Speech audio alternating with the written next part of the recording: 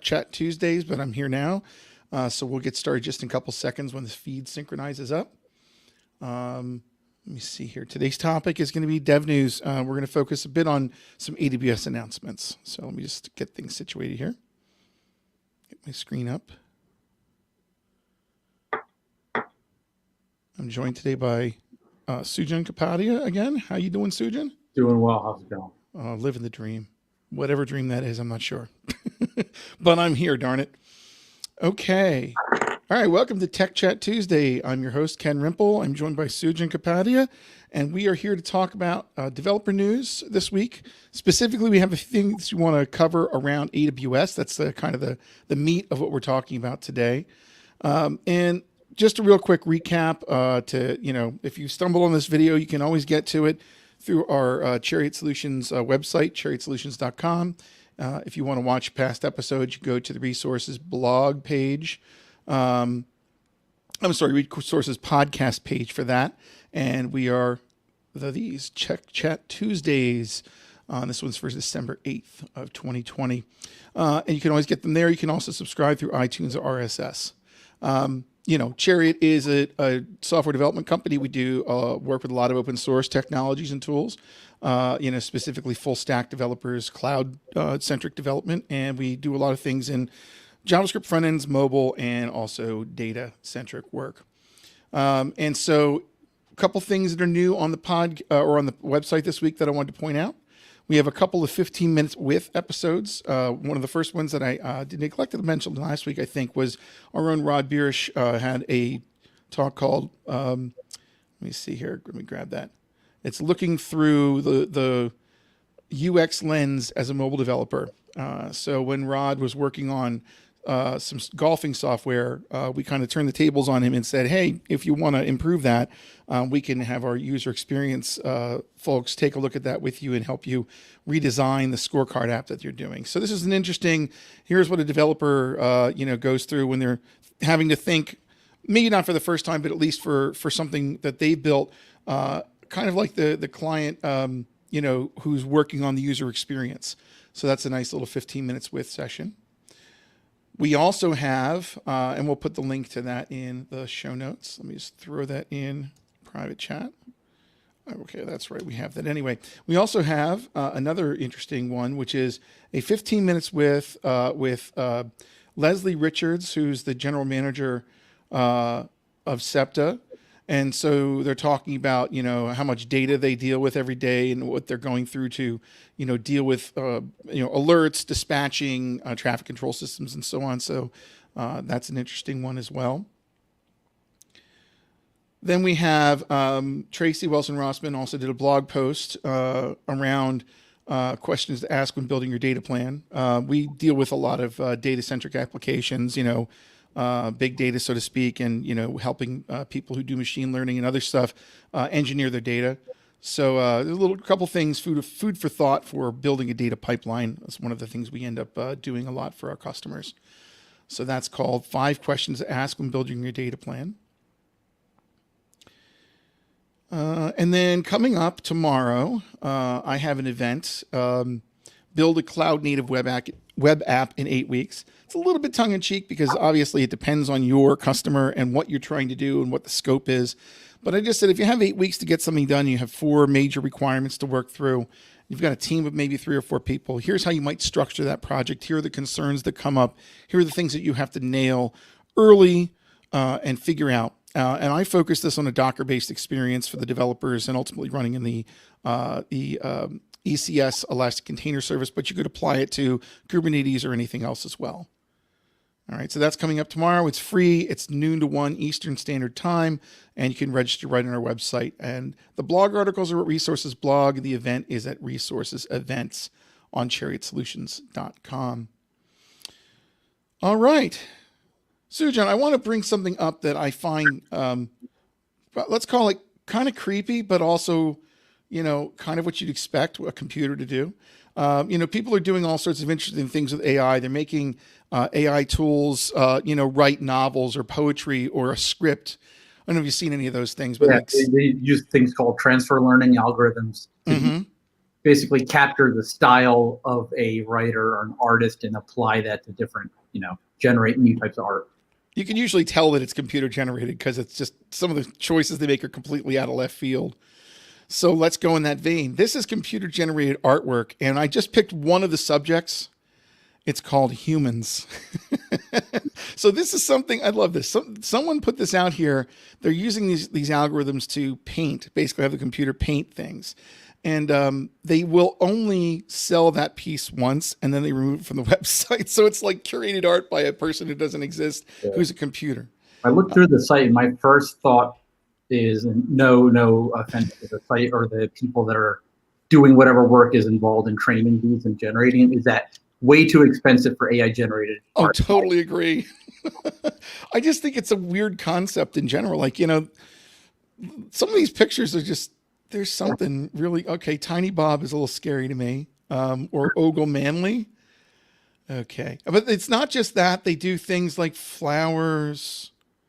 They're, very impressionist looking flowers. So anyway, I thought that was kind of humorous. ArtAIGallery.com. Oh, there's a holiday sale. Look. Oh yeah, what is the holiday sale? Where is that? 30% off. Order before December 11th for Christmas deliveries. We do not sponsor these people, or they're not sponsoring us. But I just find it rather funny. Okay, yeah. So, have you been attending some of the AWS reInvent sessions? I can't say that I've actually been attending during the day at all. I've done some stuff after work, and I've read some articles about recaps and things like that later on. Okay. Hey, someone just bought a painting. So a couple things. First of all, there's a lot going on. There are a lot of announcements. So I've been creating content, so I have the same kind of challenge.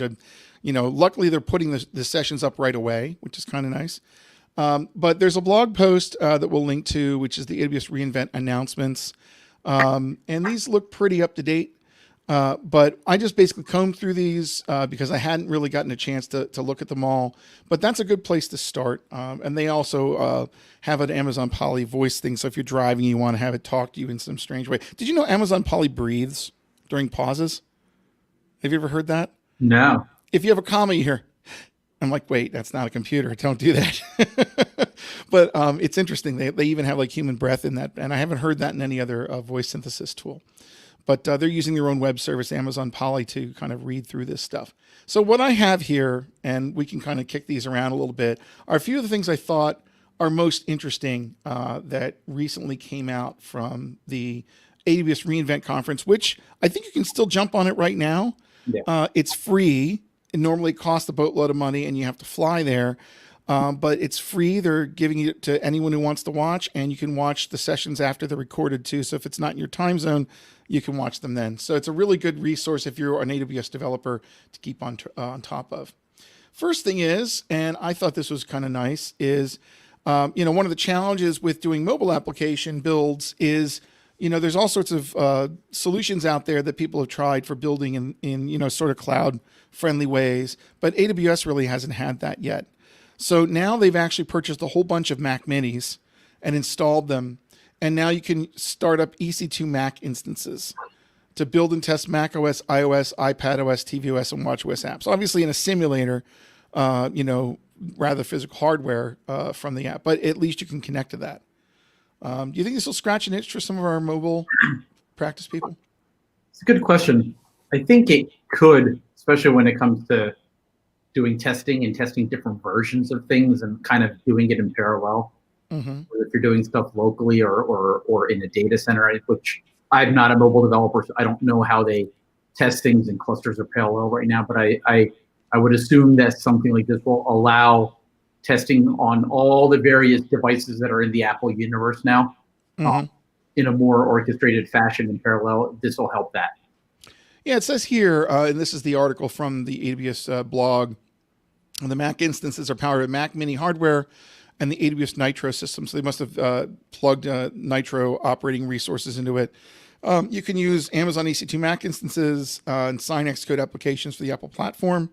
They're 8th generation 6-core Intel Core i7s, Coffee Lake. So they're decently beefy, running at 3.2 gigahertz and 32 gigs of memory, which is nice too. So they're pretty good. I haven't checked on cost for these. It's probably in here somewhere. I would assume that they're at some slight premium, but I don't know. Yeah. Anyway, so that's the point, is that you will now be able to use Mac Minis in AWS Cloud, which I think is kind of cool. Into a Mac on the cloud now, which is, it's like, wow. It makes my head hurt. I'm like, you can do that? Cool. All right. Okay. So next, this is like, so I've been on this trying to wrap my head around cloud versus, container versus Lambda development, and what best practices you could use for each, and how to do things. So I'm working on some blog articles specifically around serverless technologies with Sam for how do you unit test, how do you system test from the desktop, how do you run things like Dynamo and such like that locally. And so I have a blog post coming out for that. But in the middle of writing that, I saw this thing come up and I thought, wow, this is pretty slick. AWS Lambda. Now they run in their own, service that they run Lambda from within, which is some virtual machine. They have now realized a container image for Lambda specifically directly from AWS. So I know you could get other ones like LambCI is one I've been using. But this is a container image for Lambdas. I really like the idea of standardized packaging for Lambdas.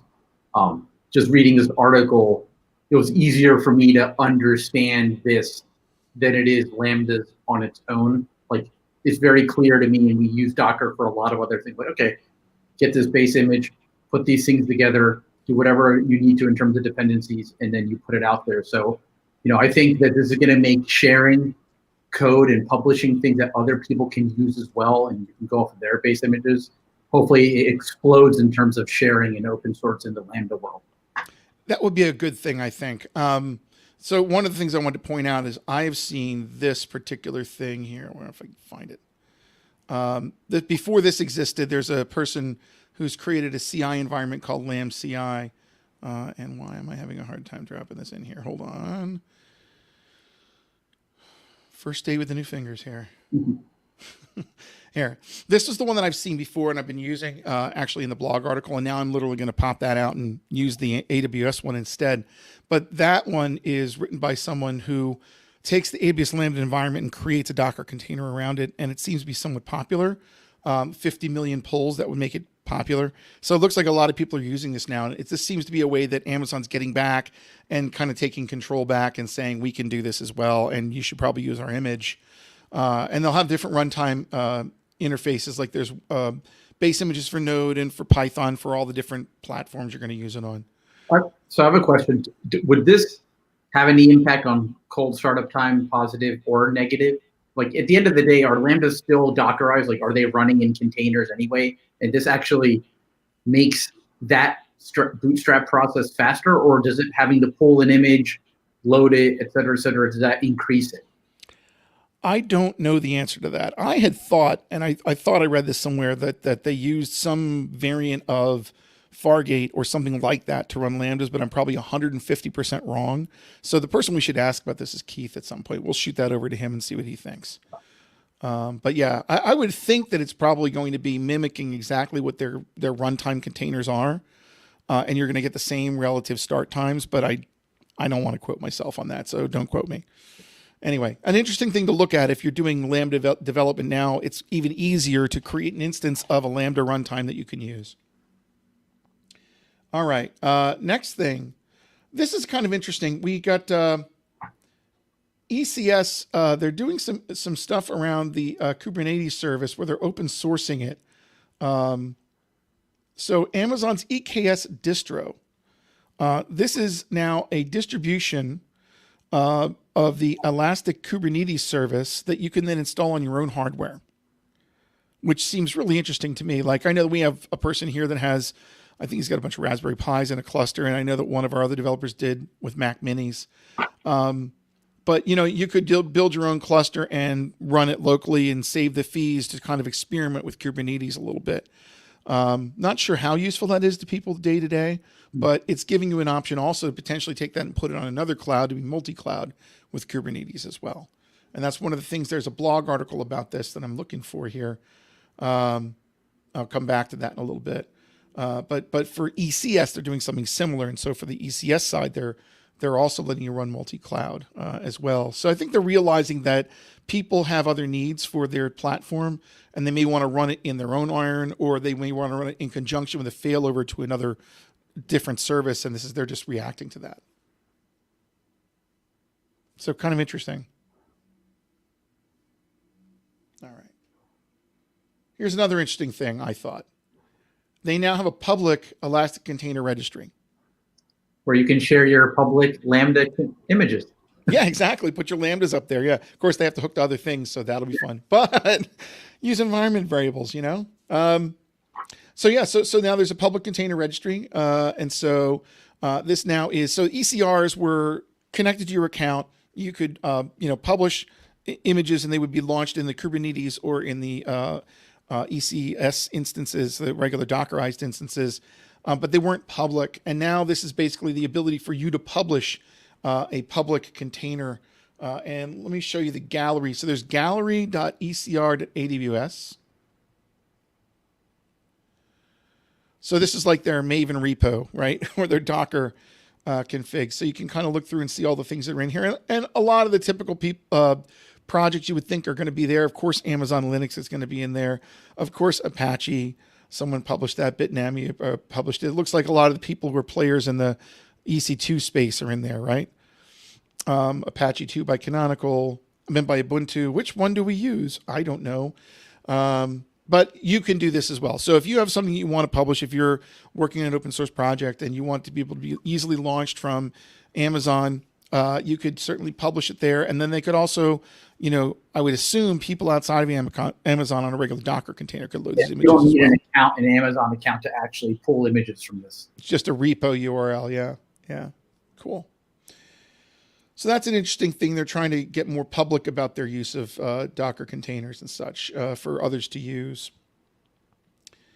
I'm going to switch back to Lambda again. What do you think of this, Sujan? So right now we have 100 milliseconds billing. We have had 100 milliseconds minimum billing for a Lambda.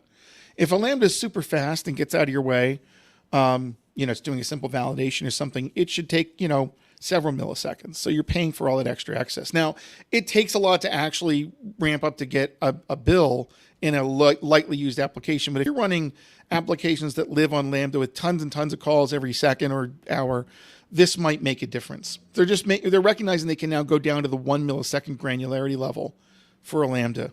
Yeah, I think this is very compelling or cool for two reasons. One is kind of like the workloads you just mentioned. I could see there are a lot of IoT workloads with a lot of different sensors invoking Lambdas and things that are sub 100 millisecond runtime. Mm-hmm.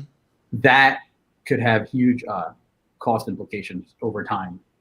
And then the other thing is, I think this will get more and more people on the Lambdas. So it's just another way to say, hey, use Lambdas. So you're going to funnel more and more of workload onto Amazon Lambdas.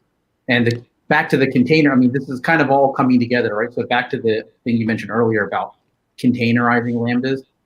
They're really just saying, hey, take stuff that you already have. You're already using containers. You already have code. Add some Lambda-related shims, and if it matches the model execution model for Lambda, they're making it easier and easier to move over to Lambdas. Is how I see all of this, what you're talking about today. Yeah, and I think a lot of web frameworks work well like that. So, for example, Express.js, you could have Express serverless, right? You just kind of wrap it with a serverless invoker, and it launches and it kicks off the router and services something. And if it's busy enough, it's going to stay alive. It'd be interesting, which I don't think they do this. Maybe you or Keith know, but I know their overall revenue for AWS is $40 billion. I don't know if they break that down or if that's something they keep close to the vest, but it'd be interesting, like how much revenue is AWS generating from Lambda itself? Yeah, I don't know the answer to that. That would be a good question to ask. And I'm sure that's probably a great statement, right? Lots of provisos. I bet it's in the keynote. I'll bet Jassy mentioned it or someone else mentioned it at some point. So it'd be good to go back through that and see. And yeah, it'll show you here. Like, so if you've got a monthly request charges are unchanged. If you had 60 million invocations, your monthly bill is going to be the same. But the compute charges can be a lot cheaper. So if you had, something that was running at 28 milliseconds by default, you'd be paying about $100 for the number of calls, 60 million invocations there. And with 1 millisecond billing, that could, for a 28 millisecond call, you get it down to about a quarter of that cost. So it can make difference over time. You know? Yeah. Simple math, right? All right, cool. Here's the other one that I was kind of referring to at first with the EKS stuff. ECS Anywhere.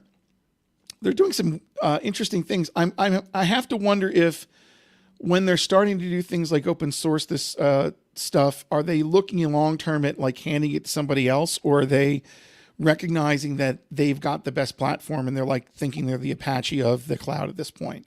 It's hard to tell. So what they're saying here is that in the last 2 years, I'll quote the second paragraph of the article here. In the last 2 years, customers sought more flexibility in where they could deploy containers using Amazon ECS. Then an increasing number of use cases that required applications to run outside AWS regions and closer to their other services wherever they may be located. And so they've been doing things like setting up AWS Outposts where you can basically run stuff in your network, and dealing with some zone acceleration, speed acceleration. But they basically are announcing this thing allows customers to deploy native ECS tasks in any environment. What is that? What does the any environment mean? I think it's the same as we're talking about EKS. So the idea is you could install it in your data center, install ECS Anywhere, and run your hardware there. You could take the same thing and put it in Azure and run it there. Okay, so that would actually potentially obviate the need for EKS. Maybe. I mean, basically there's the control plane is what they're saying. They're letting you use the control plane in the console to go launch something somewhere else. That's one part of this, I think, which is interesting. It's called the data plane, I guess. So anyway, let me see here. And my terminology is a little off. There's a blog post, and this is someone's opinion on a Cloud Guru, which pretty popular tutorial site out there. And their thought was, the title is AWS's Forest Brazil. AWS just went multi-cloud and it's only the beginning. And so, the thought here that he's going down the road of anywhere could be Azure. They're certainly not saying that, for example, but I think they realize that it's better to be able to control workflow and workload in the tooling you've provided than have someone just go completely off and have two different stacks with two different control planes. And so I guess they're recognizing that they can do that. Apparently in the keynote, there was a big bunch of stuff on SQL Server. And so the point was like, he's been beating up all the infrastructure of other resources. But at the same time, he then announces that, we can launch anywhere. Mm-hmm. We can launch our software in whatever you want, whether it's another cloud, whether it's a local server, or whether it's in your data center, what have you. And they could be ECS managed. So this is kind of interesting. So it's worth reading that article, getting a feel for what he's saying. So between that, the EKS distro that you can run Kubernetes outside of their iron, the Lambda containers, right? And ECR Public, there's a lot of opening up of some of this technology to make it available, to run locally or in your data centers to probably keep costs down for developers. This one use case I could totally see. You can have your own cluster and just run it locally and then not worry about being billed. And then when you go, push into the cloud for, QA and stuff like that, that's when you're going to incur some of those costs. But that's one area. And then just being able to be a little more open with other groups. That's kind of interesting. All right. Another big deal, and this is something that Keith singled out, is that they now have strong read after write consistency in S3. It's huge. And, yeah, it is huge, isn't it? Because it was eventually consistent. So you would send stuff up to S3 and then someone else reading, it would eventually get the update, but it could be milliseconds to seconds or whatever until it actually kind of lands there. But now the idea is you put something in there, it's consistently committed, so to speak, and now it's immediately available to anything else. Yeah, I mean, S3 is a big component of data pipelines now, and people use it for doing all sorts of stuff with EMR and Athena and Redshift. So the fact that it's now strong consistency and not eventual consistency means it simplifies the ability to move data from one to the other without having to do any sort of hacks that Keith had alluded to. Mm-hmm. Like people using DynamoDB to keep track of what's been written, what's not right in yet, and using that to guide those pipelines or ETL jobs. Now, you don't have to really do any of that because what you get from S3 is going to be consistent. That's a really big deal. And by the way, it's not like some of the other things they've released in the years where they're like, it's a preview and it's coming eventually. They immediately had that turned on during the keynote. So they flipped the switch and it's just there. Yeah. Just fantastic. Getting smarter and smarter with that, and with this intelligent tiering of storage. It's definitely becoming a no-brainer more and more. Yeah, definitely.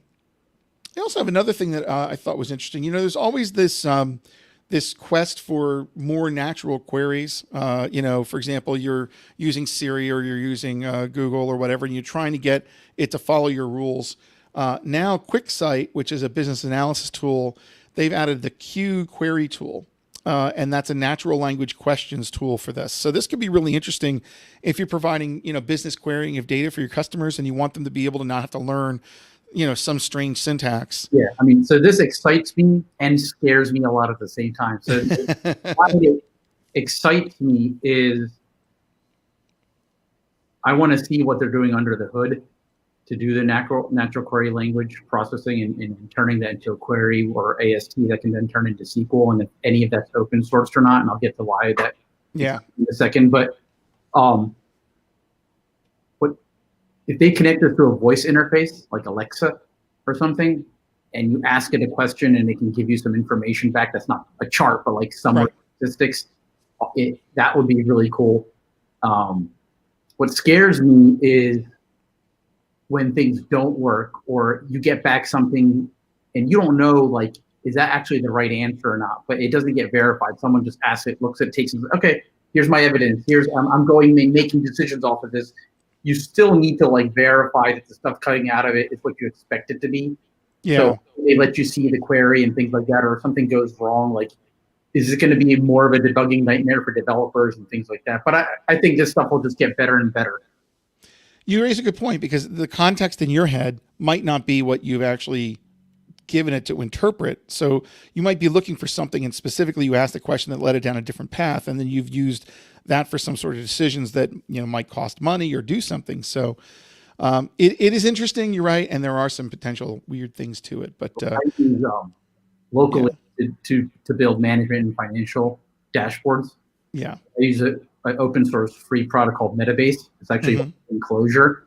And I run it locally, but you basically point to a database and it gives you a visual interface to build queries. And you can also drop down to SQL, and it builds pretty nice dashboards really fast. It's very super intuitive, easy to build stuff fast. It'd be cool if any part of this was open sourced, or if I could find something similar to this to try to plug in the voice capability, the natural language capability of this into something like that would be pretty neat. Yeah, it would be. Looking to see if they have anything about open source. I doubt it's open source, but anyway, that it would be nice if it was, or if it under the hood is using some natural language processing open source tools. That'd be good to know. And you can use it with data sources from Redshift, RDS, Aurora, Athena, and S3, and some other stuff as well. So seems like an interesting angle. I've never used Quicksight, so I don't know, whether that stacks up over the other ones that they provide, but certainly it's one of their BI tools, I guess. Okay. Another interesting thing, Proton. I really have not spent enough time reading into this, but it looks like it could be important. It's a preview. A new service that helps you automate and manage infrastructure provisioning and code deployments for serverless and container. This is where my head started to melt. And container-based applications, both. So the idea is if you're building, microservices, or you're building small Docker containers, and you need to keep track of them, and you want to build templates to roll them out. This is kind of a self-service portal, I think, with templates built into it. So I am going to plan on digging into this a little bit later. So, question. Would you think, is this like SAM or serverless, but for everything? It seems like it's, I don't know enough about it yet to know, to be honest. To me, it seems like what it is quickly launching tasks that are based on Docker containers of microservices or Lambdas of microservices. It's a one-stop place to kick off instances and say, run these over here on Fargate. For example, so it says here, provides curated templates that follow AWS best practices for common use cases, such as web services running on Fargate or stream processing apps built on Lambda. So it looks interesting. Here's a web service, for example. Notice it's all versioned. So that's pretty cool too. So this is a Fargate web service they're talking about. And it looks like you've kind of got publication and deprecation flags and things like that. So it's kind of like a place to look up your microservices and figure what state they're in, deploy updates to them, track them. And these templates probably roll them out, I would guess. Probably CloudFormation templates is what I'm guessing. But anyway, looks like something to look at if you're going to be doing a lot of work with serverless, functions and or small containers. They also say that it's available in, as we talked about, all the new stuff comes in the US East, right? So US East, Virginia, Ohio, US West, Asia Pacific, Tokyo, and Europe, Ireland, free of charge. You only pay for the underlying services and resources. So it's not like you have to pay extra for this. So it would be something interesting to take a look at, I think. I threw this in here because I was hoping I would get someone who is an EMACS person to tease, because I don't use EMACS and I've always thought it's way too smart for me.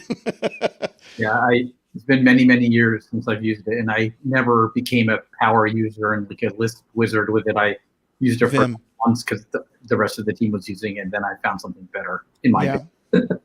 Yeah, I'm a Vim person. I'm like, every single thing I use, I have a Vim plugin. And I always, every 3 or 4 years, I'm like, I'm going to learn Emacs. I must be stupid, I must not get it. And so I sit down and I'm like, I can't, my mental process can't keep track of the new keystrokes because I've got Vim VI specifically burned into my brain.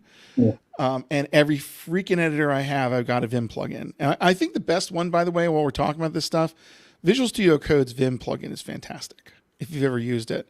I haven't used it before. Okay. It uses all the command line like EX syntax too. So you can do :WQ or you can do whatever, all the slash searches and stuff. It's all there. So anyway, cool.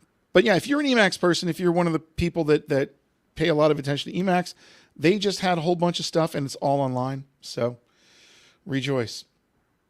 Here's another fun one while we're talking about just different things.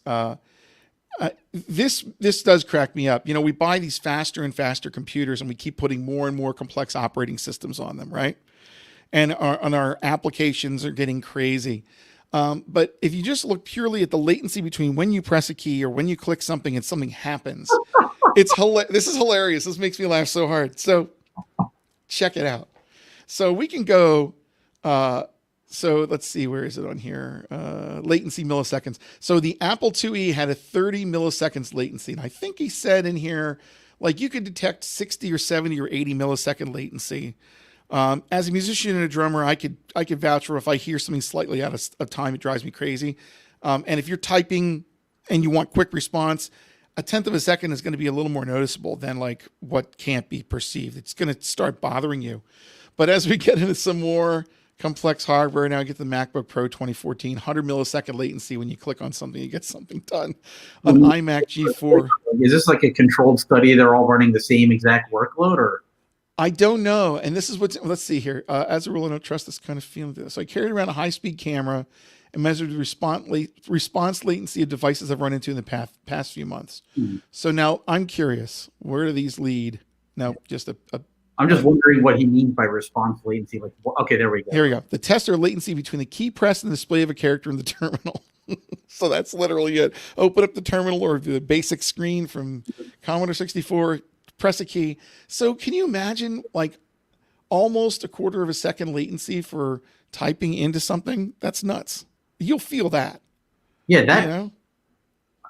Well, symbolics. I've never used a symbol. Oh, okay. That's like a mainframe terminal, I think. Isn't that what that is? Interesting. Defunct computer. Oh, look at this. Symbolics and privately held company acquired the assets of the former company and continues to sell and maintain the Open Genera Lisp system. Wow. Okay. Scientists or something like that. Mathematics. If that's actually true, and there is that upward trend overall. Mm-hmm. I think we don't notice it just because we're so distracted and multitasking these days that it doesn't matter. Unless you're in the terminal. Like, I've been on computers where I'm in the terminal and I'm typing I could barely stand using it because it's just so darn slow to render keystrokes and stuff. Yeah, I mean, that's why I'm trying to maybe the point they're making is not the architecture, but all the stuff that runs between ePress and it getting displayed, because there's all sorts of things going on in the shell now that you have not been doing decades ago. Yep.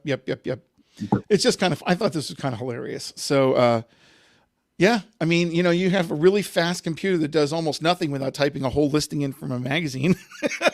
Or you can have a really powerful computer that's a little sluggish because it's, got all these plugins in the current terminal. I mean, if you set up, like I use ZSH, and I remember at one point for my Z shell, I added a few too many plugins, and it was the same thing. I'm like typing things and saying, why does it take so long to do completion? It turns out I had one plugin turned on that like did a deep dive.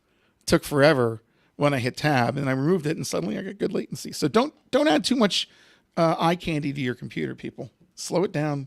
That's what it's going to do. But anyway, I thought that was kind of fun. All right, let's see. Oh, and this is for you, Sujan. I figured you would enjoy this. By the way, I just traded in my 2017 Bolt for 2020 Bolt and ended up with the same payment. They're giving huge discounts, and I got leather seats and a great stereo and everything. So I'm really happy right now. You have it in possession now? What's that? Do you have the new car in possession? It's downstairs. I'll show it to you. Yeah, you check it out. But Sujan, I think this is your next car. You ready? Are you ready? I'm ready. Aptera announces 1,000-mile range never charge. Now it really can't be your next car because it's a 2-seater plus pet. But in your retirement, think about it in your retirement. It'll be $5 by then. This thing's nuts. This looks like something out of like Blade Runner. So apparently they were doing a 3-wheeler and then it fell apart. It turns out it's this. They sold the company to someone else, or someone else came in and then they took over and ousted the original guys. So it's just a name. Yeah. Well, no, now the original guys are back. Oh, okay. That's what it is. Okay, cool. Over and they're doing what they wanted to do before. So you're familiar with these guys. A little. Yeah. So what they're doing is they're putting solar panels all over it, right? So the whole top, the hood is solar panel riddled, so to speak. And it can run 1,000 miles on a charge, which is insane. And it can charge up to 65, I think, or 45 for the base model, I think, and maybe higher. Let me see. The number's in here somewhere. But the idea is you can get 40, 50 miles of charge a day if you leave it outside in the sun. I doubt this will ever come out. No, it's a concept. Well, they say it's going to be sold for 25 to 40K, I believe. And they're taking pre-orders. Okay. So anyway, yeah, I didn't read deeply into it enough to see like is it safe? Does it have airbags and all that kind of stuff? But this picture right here scares the pants off me. You're driving along in a car that looks like it's connected by little tiny pipe cleaners. What if one of those gets hit by something? It's like ding, and that'll be it. But I don't think Tesla has anything to worry about. It's built in hemp and plastic and other things. It's a very trendy car as well. Built in hemp. I'm thinking of a Cheech and Chong movie with the van. I know. That's what I was thinking when I saw it. Like, you can smoke this thing? Yeah. It supposedly has a really fast charger. And it says here at the bottom end, the 250-mile car, I guess you can pay more for the higher mileage, can be completely charged in 30 minutes. And the top 1,000-mile charge could take 2 hours, which is pretty darn impressive for the 1,000-mile charge. So even if these things come out, I love Jalopnik because they're always honest. I'll believe any of this when I see it. Exactly. But let's say that, some of these things push the tech forward a little bit more by, thinking through some stuff that other companies don't think through. That's why Tesla is so popular. They did things that other people wouldn't do. We need more companies in this space. We need more options. We need more competition. I think it's going to be a great thing. Like, it's awesome. And disclaimer, I own a Tesla. Yeah. That's why I'm teasing you with it. And they're great. And I'm always amazed by what they've been doing. But we need other people in this space. And we ultimately need to bring the cost down to people, because if we can get a really, really reasonably priced car that ends up on the used market at a really reasonable price, and chargers are everywhere, which is the biggest problem with this, is the charging networks. It's not like a gas station where you can find a charger. You have to go on maps and say, oh, look, in my area, there's 3 chargers. That's not useful. 3 in the whole county, I think by 2030, not factoring inflation in, I think by 2030, we'll have a 30 or sub 30 electric vehicle with a decent amount of range, because I think battery technology and cost will come down enough. That's the largest component that'll allow manufacturers to build cars at that price. Yeah, it's going to take a while, and I think they need to build out the infrastructure. If they can get the charging networks going and they can get fast charging much more accessible, then I think it'll be most people will be in electric vehicles. All right, cool. So that's everything in the news this week. Sujan, thanks so much for being on the show with me. I really appreciate it. I enjoy having you as a co-host.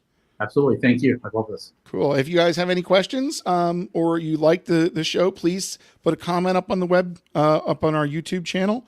If you go to youtube.com/Chariot Solutions, you can find the playlist for all of our Tech Chat Tuesdays, and please put some stuff up there. We'd love to hear from you. And if you also want to hit us on Twitter, we're at TechCast. All right. Thanks so much. I'm Ken Rimple. Sujan, take care. Take care.